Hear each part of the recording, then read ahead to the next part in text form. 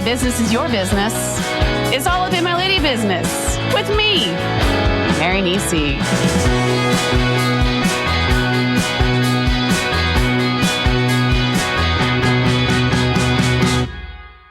Here we are once again back in the all up in my lady business pile. We're here today with Jess Schultz, and I'm super excited to have her here today. Jess is the founder and CEO of the Amplify Group, a boutique agency that specializes in supporting business-to-business startups with GTM and RevOps. We're going to get into whatever that means later on. And she started her career in capital markets, transitioned to SaaS sales, and then was a venture capitalist prior to starting Amplify. She grew up in Florida and says not to judge her for that.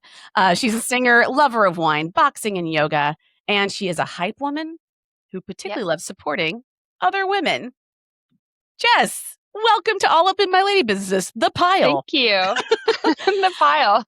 Glad to be here. Yes. And though she has recently been in Chicago, she has presently nomading it in the greater Miami area. Mm-hmm.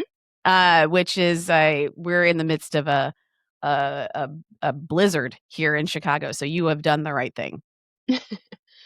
I'm feeling good about it. Yeah. Are you in Miami proper? Yeah, in Brickell, if you're familiar. So it's like I'm only familiar with South Beach. Okay. So it's not that. It's kind of like the river north of Miami. Cool. Excellent. Yeah. So at least you're in the good part of it. Yeah. Access to hot tacos. So let's get into it, Jess. What brings you to All Up in My Lady Business? What is GTM and RevOps? GTM is go to market. So all things sales, marketing, customer success. So all things that make money. And then RevOps is revenue operations. So kind of the backbone of all the things that make money. God, maybe I need you. So how did you get to this point? Because that feels like very like high powered, like hard to do, putting yourself in a lot of situations that, like, I don't know. I feel like working with startups and stuff, there's always like this sort of like energy around it. But like, I've never been I guess my own was a startup. Is every business that starts a startup at some point? I think every business feels like a startup at the beginning. Sometimes it continues to feel like a startup for 10, 15 years. Yeah. I definitely have some friends who have, or not friends, but I've known some people who've had businesses that seem like they are in startup mode for all the times. So where are you? Are you from Chicago? No, you're from Florida. No, yeah, from Florida originally. But I started my career in banking and I moved to Chicago originally to work for Merrill Lynch. So that was 12-ish years ago. Like you started your career, so like right out of college, you were like in banking? Yeah, finance major, went straight into it. My first job was actually Deutsche Bank in London. And then after that, I went to Merrill in Chicago. And I worked for Merrill there and New York City, actually. And then, so how long were you, like, so you worked in Merrill Lynch. That sounds like a very boys club sort of place. Yes, is that accurate? You called it. Do you watch the show Billions, or have you? I have not, but I've seen. I mean, I'm familiar with the concept of the show. Okay, so I tell people that was really what it was like to work there. Ew. And funny side fact, but the global head of prime brokerage for Merrill when I worked there, he like. And I left because it was such a boys' club, and we could dig into that if we want to. We should. But funny story before we do. So the global head of prime brokerage was at Merrill. So I quit because I was over it, and I'm like 2 years down the road after quitting, watching the season opener of Billions on my couch, and the first scene has what looks to be my old global head of prime brokerage, and I'm like, but what would he be doing on the Billions show? Like, isn't he running things at Merrill Lynch? But I was like, but that really looks like him. So I Google it, and the first article that pops up is a Bloomberg article that's like, I won't say his name, but blah, blah, blah, released from Merrill Lynch for sexual harassment and et cetera, resurfaces on season premiere of Billions. And I'm like, I mean, You can't make this up.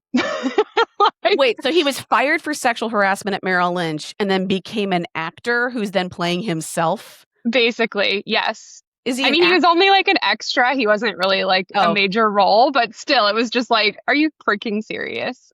Because I used to always say to people, yeah, I left because it was like a Billions episode. And I'm like, here it is playing out in real life. hmm yeah. Yeah, that it's one of these things where it's like a too on the nose, like Yeah, where you're like, wow, so you knew you were awful and you're just playing into your strengths. I guess. Yeah. So after you left, Bizarre. so like, why did you decide to be a finance major? Um, so I was raised by two accountants Mm. and I'm good at finance and math. And I think I just thought that was like a practical path to go. Um, I really wish, I wonder if it's gotten any better, but I feel like they didn't do a great job in college of like career counseling. Like I think a lot of us we're just like, I don't know, sounds right. Like there's just so many careers I didn't even know existed until I was already having one. But yeah, I think it just like, kind of was like, oh, I guess if you're, if you're good at math, you major in finance, and I guess if you're a finance major, you work at a bank. Like it just, I didn't know any better. Yeah. I mean, I have a degree in art history, and it's not like I have any regrets around it because, I had a really fun intellectual, endeavor when I was in college, and it taught me how to think critically and taught me, I mean, I don't think it was useless to go to school for that because I feel like, in college you're, you know, talking in class and debating things and you're learning how to figure things out, but there is no career counseling around that position. I mean, it feels like Mm-mm. with finance, you'd be like, like today we're going to have a guy from, Price Waterhouse Cooper to come in and like, talk to you about, Present something. yeah, like, or at least put them in front of you as like, these are the kinds of people you can work with. Like, it almost makes me feel more confident, like better that I didn't have any career counseling if you didn't either. No, Um, not at all. and so after you graduated, you worked at Merrill Lynch, and how long were you there? I was there for about 6 years, but like banking as a whole, I think it was about 8, like between the different spots. But And so then after that, you went into venture capital after that, or how did that part not right happen? away. Yeah, so I was working in banking. I mean, there was a lot of things I liked, and I'm glad I did it because there's a lot of foundational knowledge I have as a result. But I feel like it was like literally killing me. Like I was quite literally hospitalized at one point, and they were like, "There's nothing wrong with you. You're just stressed." And I was like, "Okay, well, this is not good. I'm 30." And so I was like, "Something's got to give." But then at that point, I was like, well, now I have 8 years in this career. I have these series licenses. Like, what do you do? So my first, I guess, pivot, because I feel like usually pivots have like, I think sometimes you have to like sidestep to completely pivot. But so I guess the first part of my pivot was a sidestep. So I went to work at a technology company, like a software company that sold software to banks. So it was like the same audience, but I was working at a software company now instead of working at a bank, which was a really nice like transition out, I guess. Because then I was able to like have on my resume, oh, now I have experience with SaaS sales, SaaS being software as a service. And so then I felt like I was able to go get another like software sales job that was completely outside of banking. So that was kind of like the step out for me. Um, so then I did that. So the next job I had in software sales was at a company called TriNet, which is totally different, selling HR services to startups. It's like HR in a box. Mhm. Um, and I was responsible for venture capital and private equity channel sales. So basically, So like selling HR stuff to venture capital people.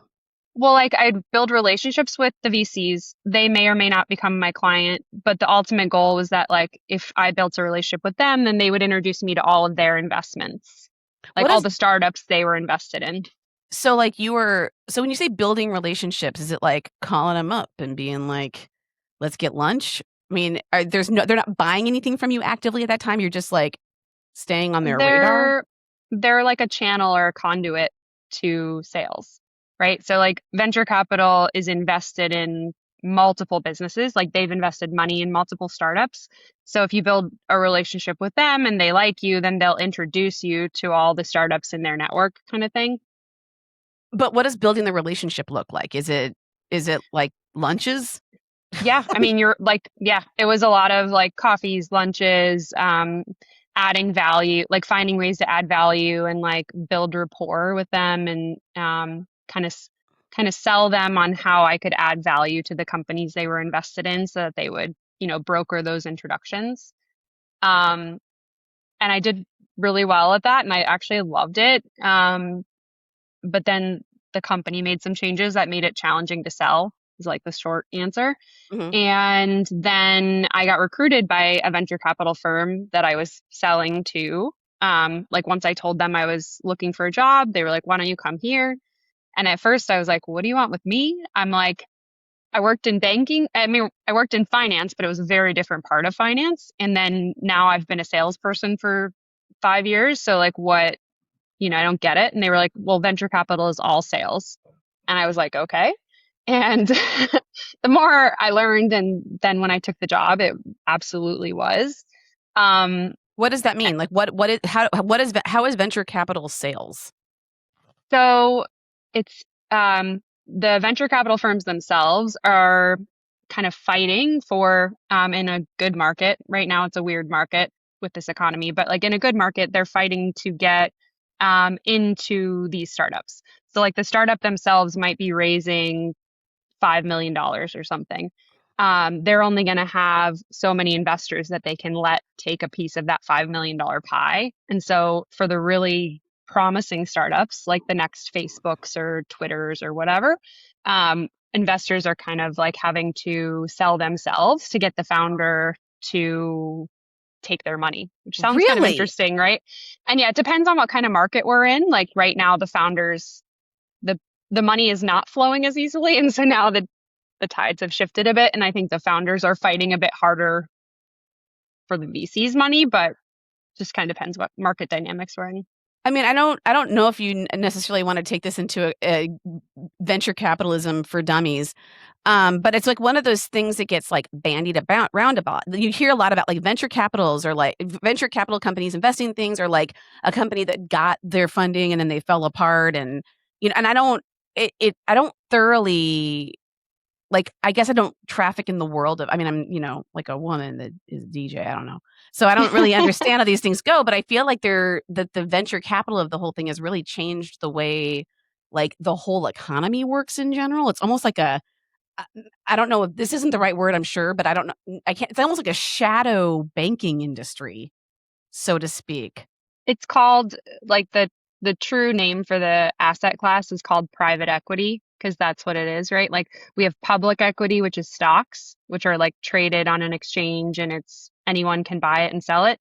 Private equity, which venture capital is a type, is exactly that. To your point, like kind of in the shadows, right? Like those deals don't happen with transparency generally, or like they're regulated, but I But don't know, not not the but not same as way much, yeah. public. Yeah. So, like, if a so it's interesting, I didn't know that they were, like, jockeying to try to get into, like, you The know good deals. so it'd be like, fake Facebook, new Facebook, back of the head book or whatever. So so they're like, "Hi, we have this product that we think," and these companies, how long have they been around before they start asking people for $5 million? That really depends. Every company takes like a different path. Like sometimes there's like not to overcomplicate it, but like Yeah. sometimes really early stage companies that are like pre-product, pre-revenue, they're like, I just have an idea. They might start by raising like friends and family money, which is literally quite literally like your friends and family giving you money, but in exchange for that you giving them some equity. And then usually they'll go out for like angel investors. So like high net worth and individuals that invest in companies, but just like as a person. And then usually once there's a real product, like a minimum viable product, and then there's maybe some revenue, maybe not, then they'll go to venture capital. And that's called like institutional funding. The reason why they go to venture capital is because like a traditional bank wouldn't give them the loan? 100%. Yeah. Cause they don't have a lot of times any customers or maybe Sure. even a product. Collateral or whatever. Yeah. So then when they go to the venture capital money, is it a thing where the venture capitalist is like, I'm going to give you money, and if it falls apart, do they owe the venture capitalist money back? Like, is it like a No, it's like, loan? no, it's they're taking equity. So like they're giving you 5 million for 5% in your company or something. So like if your company goes to zero, then their 5% of your company is worth nothing. If your company goes to $100 million valuation, now it's worth something. And if it And falls up, sorry. oh no, you're fine. I was gonna say, and like they know that only, I think it's something like 20% of the companies they invest in are going to succeed. So like it's a known thing that like some of their bets aren't going to make it, but the goal is that they make enough good bets that it makes up for all the losses.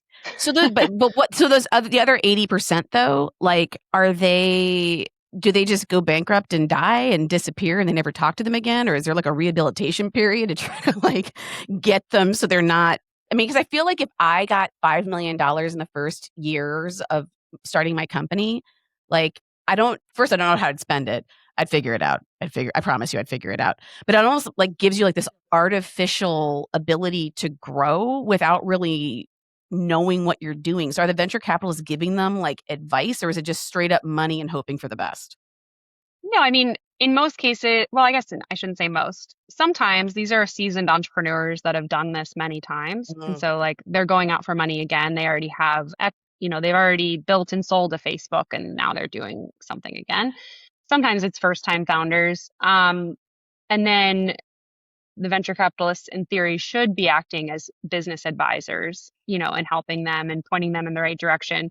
Or even if they're not giving them the advice directly, like pointing them to people like me or Mhm. other like Mm. ecosystem partners, like, oh, Jessica's really good at this thing, talk to her and work with her on this or whatever. But I wouldn't say they all go bankrupt. That definitely does happen. And it happened more last year than it has in a while because of the economy. Mhm. Um, but I think what happens maybe more often is that they just end up exiting, which is like what it's called, meaning selling the company to maybe for not like the greatest terms, right? Like Mhm. maybe they're like, oh crap, we're going to basically run out of money and go under, or we can sell what we do have, like the intellectual property, the patents, the whatever we have, well, whatever we Mhm. do have to like, I don't know, whoever would buy it, like a Okay. Google. I Mhm. mean, I don't know if Yeah, Google would yeah. buy it. You know what I mean? Like a But like, bigger company would buy it for a really low cost. does it mess up their credit? Like, does it wind up falling into the ecosystem of like credit ratings and things like that? Um, I mean, it's- I I'm probably not the best person to ask. It's probably like more of like a legal question, and it probably depends each company's like legal Sure. structure and all that. But like for example, my company's an S corp, so the company has a separate like credit history from me, but I am the owner, and so my credit history Yeah. impacts. Well, my question, I guess, is like, is the venture capitalist firm like reporting you to like, Experian or whatever? Like, are you like if Oh no, because like again, they're an owner, right? got it, Like they're basically like a co-owner with you. So you don't, if the business is worth nothing, their ownership is worth nothing. Like you don't owe them, got it. if you know what I'm They're saying. just But like if taking. you sell the company, then they are owed their percentage ownership of payout, you know? Okay, thank you for explaining all that to me. I'm Yeah. sorry. I just No, feel no, no, like you're fine. because I know you went into this, and and I'm sure other people who are listening are like, I don't understand what this even means. So I was very curious about it because I don't understand it either. So thank you. So No, okay, it's a good question because to your point, I think a lot of people don't understand it and then you feel like embarrassed asking. So I'm glad you're asking because mhm. maybe people will then know without feeling embarrassed. So I guess, yeah, except I guess to take this, so could a company like mine, just like, Yeah. I've got 3 full-time employees and then 20 DJs that work for me as employees. Like, is there like venture capital that like invests in like dinky people like me? Or is it all just like you have to have a software and go for it or whatever? Yeah. I mean, in general, no, they wouldn't. They invest in high margin, highly scalable businesses. And so, like you and I, even my business, right? Like I run a services business. My margins are therefore like 40% at best. Like they're looking for software where the margins are 90%. You And know, like, okay. I also yeah. would like to have a 90% margin. So when did you start getting, so you started your own venture capital firm, right? No. So Okay. no, I don't, I angel invest like as an individual, just because, because I enjoy investing and I kind of know what I'm doing. But I don't do it in it. My professional work is providing services to venture capital invested in companies. So like a startup that's received venture capital, they then have a lot of pressure to grow and scale very quickly because they now have all this money. And so the VC's like, go, go, go, go, go, like make money fast. So I come in and help them make money. So, okay, that's amazing. So, okay, so on the when you say you angel invest, do you angel invest in these companies as well, or are you taking it to like what do you angel? What do you personally want to put your money into? If you can if you can say that, if you can Oh tell us. yeah, no, I don't mind. I have invested in one of my clients. Otherwise, my investments have just been in other businesses that I believe in. Um, for me personally, I think most angel investors would probably say this. You usually invest in areas where you already have personal knowledge and right, like so the businesses I've invested in, like I personally understand the value prop or like it solves a problem I've had in one of my former roles or something. So like I really I guess understand and believe in what they're building. I wouldn't invest in, for example, like a biotech company Sure. just because like I have no idea how to determine if that's going to be successful. Hmm. Um, and then when you're angel investing, the companies are really early. Like there's not a lot of like traction yet. So I think you have to really believe in the founder as a, as an individual and as a leader, like believe in their potential and their ability to make it something, even if what it ends up looking like is very different what you're looking at Hmm. right now. So sometimes people say like you're betting on the jockey, not the horse. Um, Mm. so that's very much true. But are you looking? Are you doing this in like $5 million people? Are you doing it for like small? I mean, what's your like your Oh, my financial checks sweet? are like as small as 1,000 and as big as 10,000. Okay, so So like like, they're smaller yeah, companies that you're doing this for, and like okay, so all well, right, I'm a so small check. They're yeah, raising like 2 million, but I'm just 10 grand maybe of that 2 million.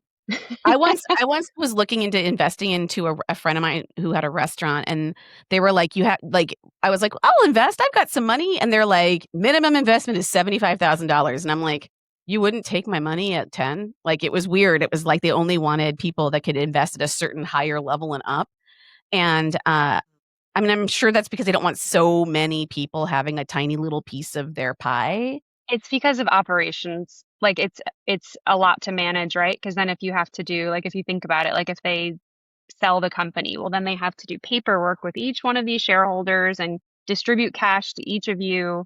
Um, it's like an admin nightmare. So when they do take like the startups that have taken my smaller checks, to your point, they do that because they see value in what I bring to being part of the company beyond my money. It's not that like my 10 grand is like, woo, Mhm. but like if Jessica has a network that can be valuable to them or a skill set that can be valuable to them, then it's like my 10 grand is just 10 grand, but it's like having Jessica have equity in your company makes Jessica care. And so then Jessica will give you these other things that are good. Mhm. Rolodex, like, Yeah.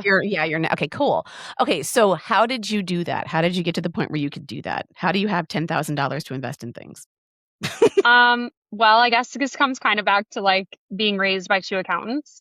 So I've been taught from a very early age, like to be fiscally responsible. And I've been saving money. I mean, I'm 36, about to be 37, which is kind of wild. Time flies. Time is a Um, harsh mistress. yeah, it's just like, wow. Um, but so I've been saving for a lot of years and I've saved up enough money. And then I honestly only started doing it once I worked at the VC as far as angel investing is Mhm. concerned. Because it was like, then I understood how to evaluate companies and how to think about it. And I had relationships that got me into these situations. So I would say like, um, for me, that's when it happened. But I do think more people could get involved if you want to. Like, actually, for example, in Chicago, there's a group called Vitalize Angels, and there's several of these groups, but that's just one that I'm familiar with, where you can join their group, and it's like $100 a quarter or something. It's not super expensive, but they provide training and education and like knowledge sharing on a regular basis about like how to evaluate angel investments.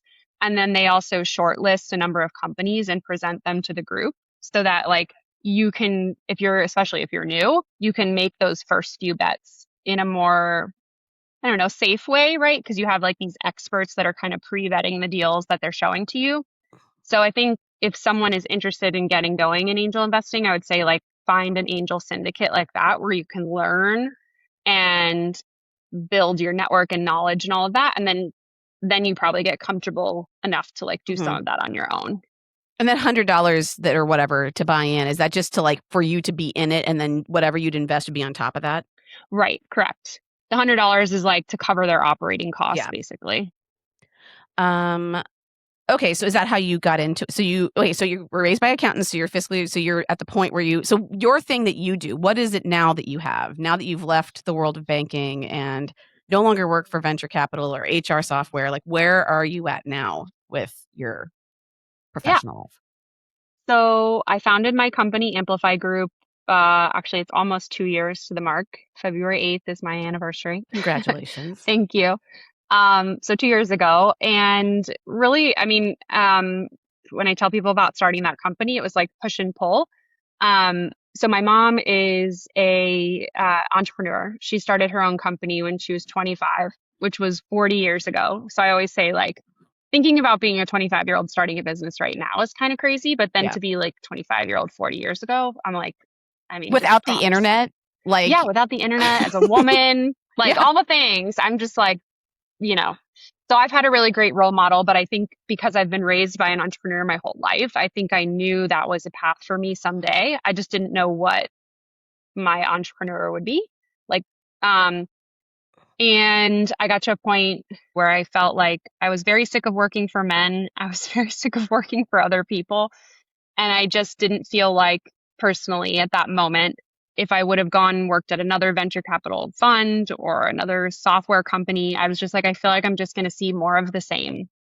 And so I really felt like I just wanted to create something new that was a culture I wanted and something that I don't know. So it was like that. Anyway, I say that's why it's like a push and pull. You want to be the change that you want to see. Like if the thing you want to do doesn't exist, then you have to make it. Yes. And if actually, that was a great way to put it. And like, there's a lot of, I mean, I would imagine the majority of these kinds of places are male owned and dominated and have the traditional male culture of what work looks like and what, your own personal blood, sweat, and tears is supposed to look like without any kind of like comfort or happiness around it. It's all just rise and grind. And it's like, I don't know if I necessarily want to be rising and grinding all the time. That and like, I'm very outspoken and I'm not afraid to challenge things. And I think I'm a really big fan of Adam Grant, and he talks about like the power of dissent in the workplace, but not like disagreeing just to disagree and be like annoying, but like diversity of thought and like challenging things, and like that's how you get to better ideas, and like that's what ultimately like fuels growth is challenging the status quo, not just doing the same thing over and over again. And I was always like a very vocal person within organizations. And that didn't always serve me as a woman, questioning them. Yeah. You're not allowed to have opinions. And if you have an opinion, it's like the Taylor Swift, like women, like, like men react, women overreact. Like any reaction you have is big and, loaded and doesn't mean what it really means, and it's got coded bullshit behind it. And I understand. Yeah. So when you started your own company, what was the line in the sand for you? Like, what's your, I mean, I guess like your mission statement or your core values, or like, what was the thing that made it, you're like, I need to make this thing? Yeah, for me, it was like, okay, I don't want to go work for anyone else anymore. I want to work on my own. What is my monetizable skill? Like what is that I bring the world? And like, I believe I have this very unique background since I did work in finance and banking and, but I also worked in sales, and like I've worked in HR. Like I have like all these different experiences that ultimately give me like a very unique viewpoint, I think, on growth in general. Um, but I'm also like very operationally inclined. Like I love process and Hmm. procedure and like I love technology. And I working at the VC made me realize that a lot of startups really struggle with go to market. Like a lot Hmm. of founders of these software companies are very technical and they have a vision for what the product is going to look like and those the problems that the product's going to solve, but they don't always know how to tell that story and to amplify that message and to then, which they need to do in order to make revenue, right? And to survive. And so I just felt like I had a unique background that made me like gave me a skill set that would really solve for that need. And when I did some research, there really wasn't many people serving this end of the market. There's a lot of consultants out there, sales and marketing consultants serving like the middle market or the enterprise. But there's not a lot of people serving this like early stage startup market. So I saw a really big market opportunity. Now that I'm doing it, I think I know why, because it's really hard. Hmm. Like, and they What don't are have big budgets. So, you can only charge so much, but I absolutely love what I do. so? Okay, so I mean, to go back to like, it's a tech guy that's super technical and doesn't really. Yeah. Are you mostly working like? Is it like? Are you just working with anybody who will work with you, or is there a specific? Are you like women focused, or are you like just I'll take whatever I believe in when I see the company? I mean, it has to be a good person that I think I Yeah, can, that is like coachable yeah.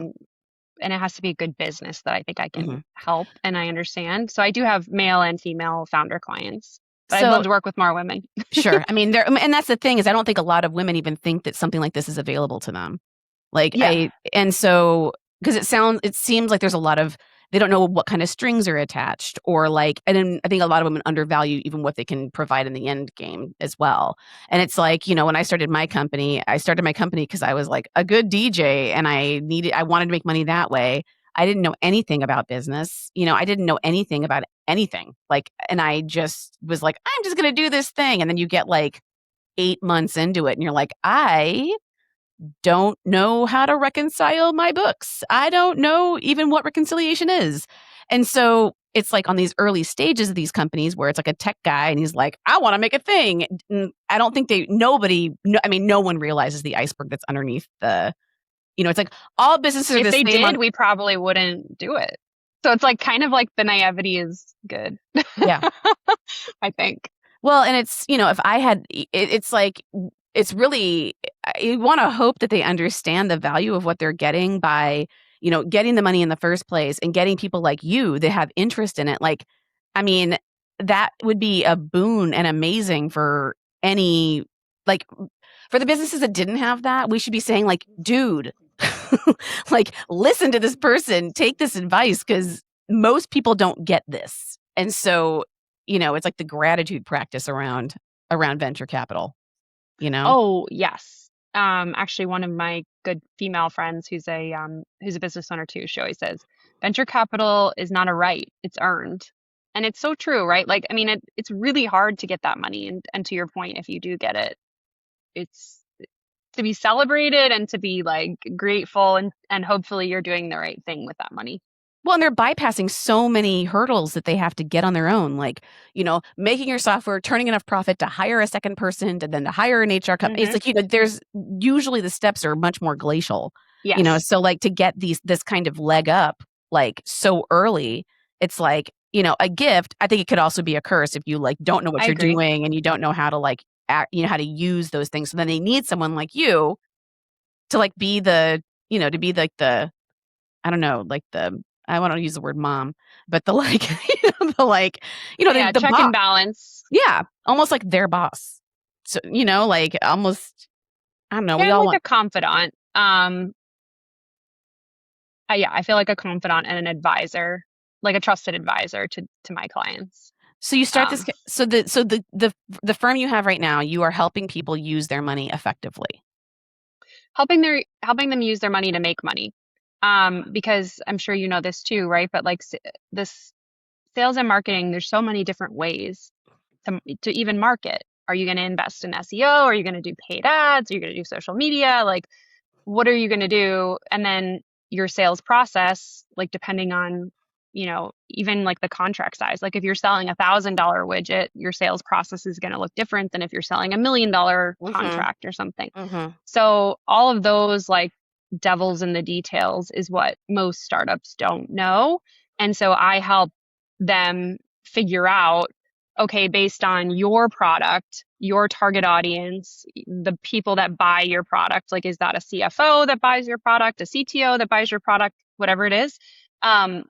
These are the marketing tactics that are going to be most successful based on data. And so, and then specifically, I think what makes me different is I help them do it. I think a lot of consultants are just like, you need to do Mm-hmm. SEO. And it's like, okay, great. How do you do SEO? Mm-hmm. Yeah. So that's You're both giving them and teaching them how to fish. correct. And like my whole goal is kind of, or it is, to be deleted.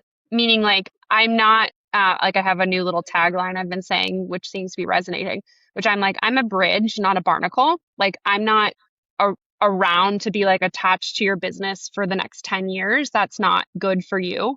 And honestly, it's not very fun for me. I like, I'm like, Yeah. if I do my job well, I come in for 6 to 9 months, teach you how to fish, build the infrastructure, help you build the team, and then I'm out. Because like in 6 to 9 months, in theory, if we've done everything right, you're autonomous now. Like you have the infrastructure, you know what to do, you just have to rinse and repeat and do it. Mm-hmm. And what do you like? What do you get out of it? Like, how do they pay you? How do you get paid in that situation? Out of their venture capital money? Yeah. I mean, I guess, yeah. But then you're also like to get out. Like, is it a thing where like they're paying you a retainer, and then do you get like a chunk of money on your way out, or is it just the retainer and then you're out? Yeah, right now it's just like cash, and it's fixed monthly fee, and I base that on what I'm doing for Mm-hmm. them because each client's a little different. But to your point, I have thought about like how do I create a scenario where I can have more upside myself? Mm-hmm. Um, but I haven't like fully fleshed that out. So I think in time, what I hope will happen is that I get cash while I'm working for them, but then I get a small piece of equity. Like Yeah. maybe they give me 1% or something. Mm-hmm. And then that's how I'm like benefiting long term from their And when you say like 1% continued equity, success. is it a thing where like you just get like mailbox money? Like you just get like I don't totally understand what equity means. And so I'm bad at money. I mean, I'm not really bad at money. But I'm good at cash. Obviously, you figured it out because Yeah, you yeah. I are mean, in the business. Yeah. I do. I'm actually very good with money, but I'm not good at like anything above like money in, money out. Like I'm not good at like understanding equity.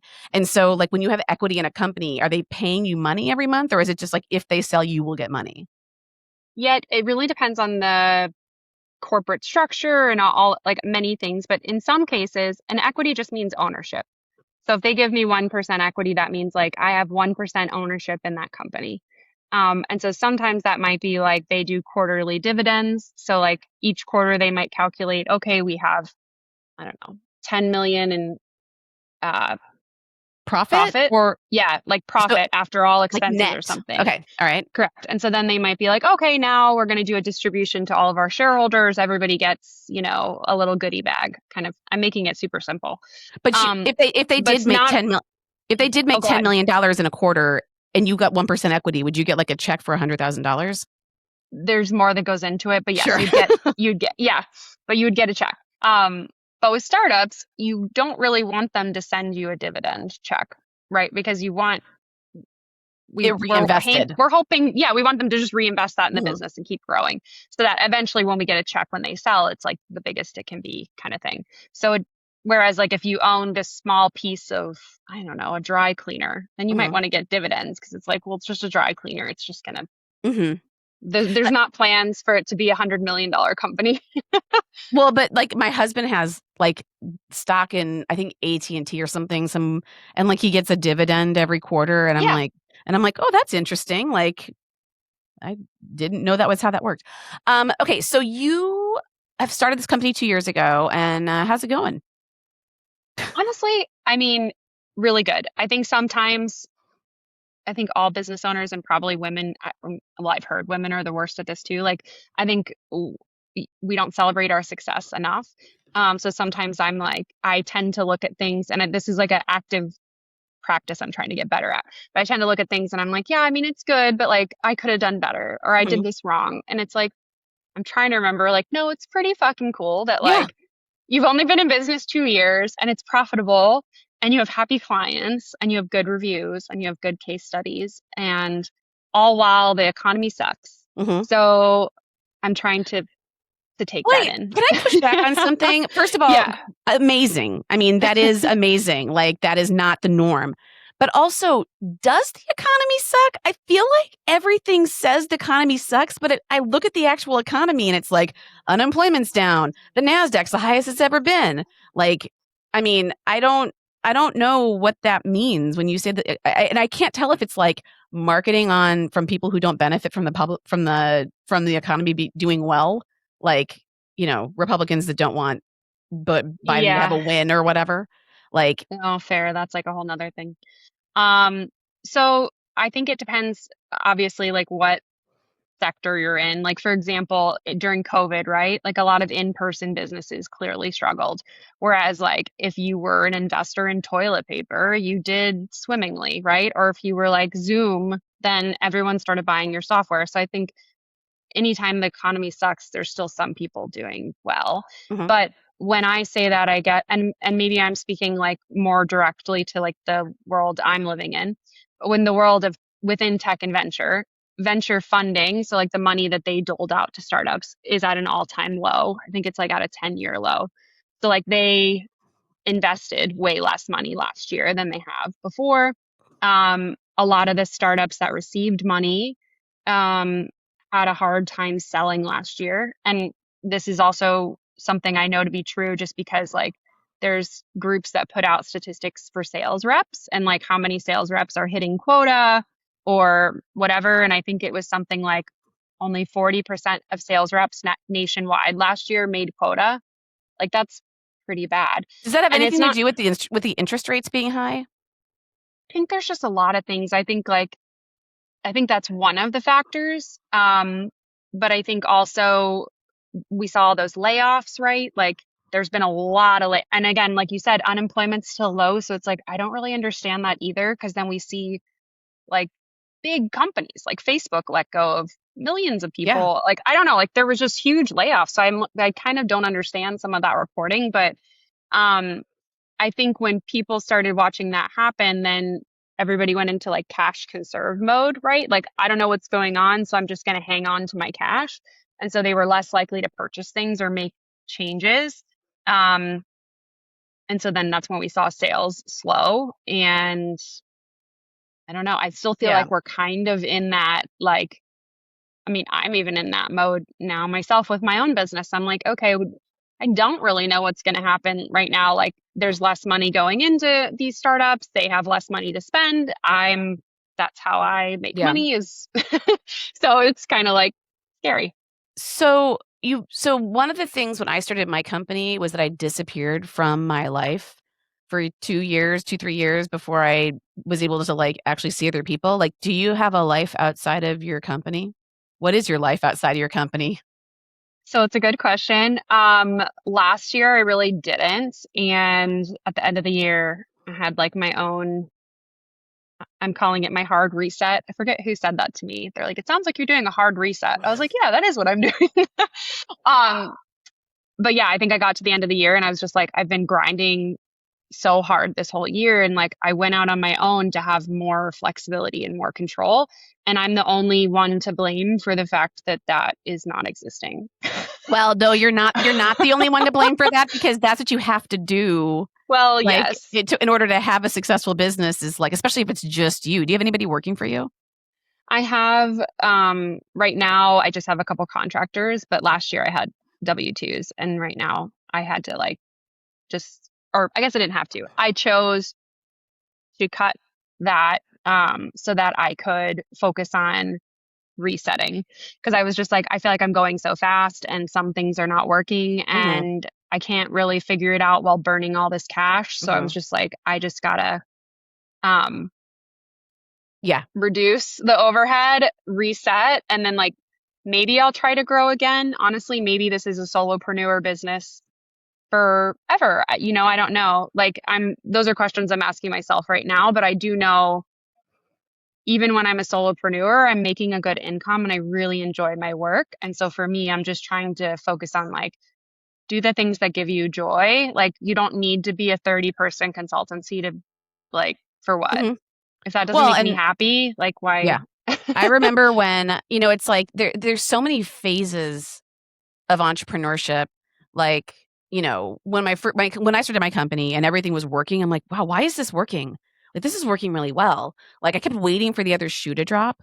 And then, I started bringing on more DJs and more DJs. And I realized we were doing like 2, 3, 4 times more events than the year before, but my income was the same. And I'm like, Yep. how come my gross is insane, but I have nothing really not nothing, but like That's not. exactly me last year.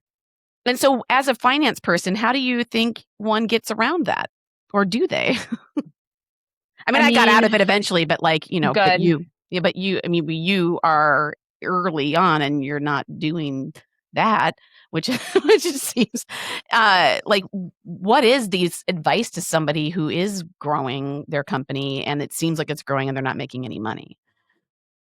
Yeah, I mean, to your point, that's exactly what happened to me last year. Like top line, we did great. Bottom line to me, I actually made less than I made the year before. So I was like, this is not efficient. And if I could have seen a light at the end of the tunnel of the the cash efficiency, I think I would have just like stayed the course, but I couldn't really see the light at least for the next 3 to 6 months. And I was like, I can't like rationalize this anymore, like the expense.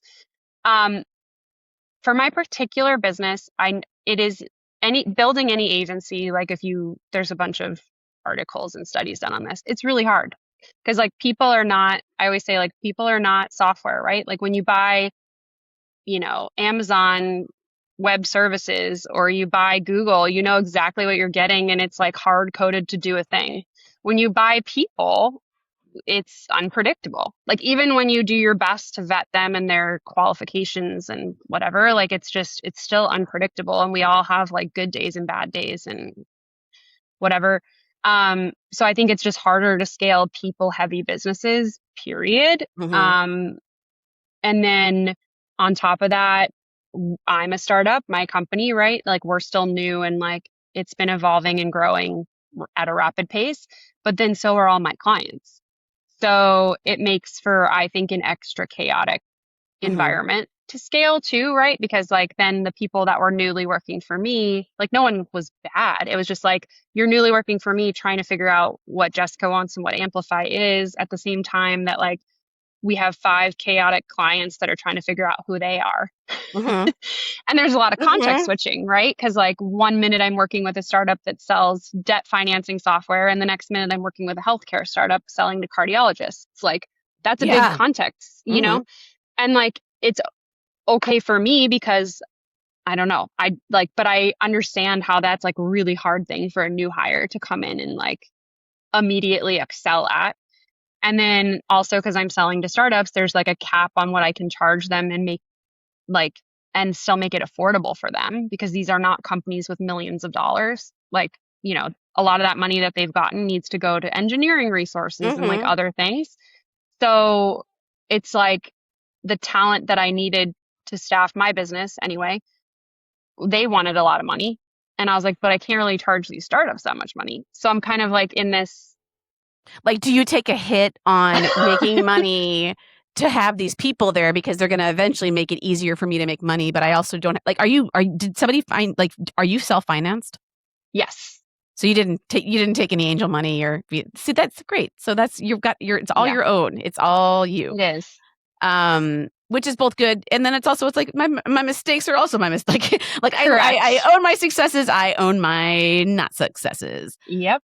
And so you dodged the question about a life outside of your business. Oh, Do you so that have is no my now. life? Well, last year I really didn't, to be honest. Like I was just grinding, and again, like I almost burnt myself out, and I was like, "What am I doing?" Um, so that was my hard reset. So this year, which we're only 2 weeks into, I'm very focused on like finding that balance again, and and prioritizing my personal life. So my plan is for at least the next 6 months to stay a solopreneur and just kind of find balance and like recharge, refill my bank account, refill my Cup. energy account, and then maybe try again. You said You know, before we got so on the air, you said that you had sold your condo and you were living in yeah. Miami. So you just don't have a place to live right now. Well, I do. I like did a long-term, or like not long-term, whatever. I'm living in a fully furnished 4-month rental here. Ooh. Yeah. So it's like I have home. And At it's least nice. so like after the end of 4 months, would you like go to Belgium or something, or like what would be like? Is the plan to stay in Miami post 4 months, or do you want to like bounce around for a while and kind of see how it goes? Yeah. So my plan's to try before I buy. So I think I might go to Nashville after that.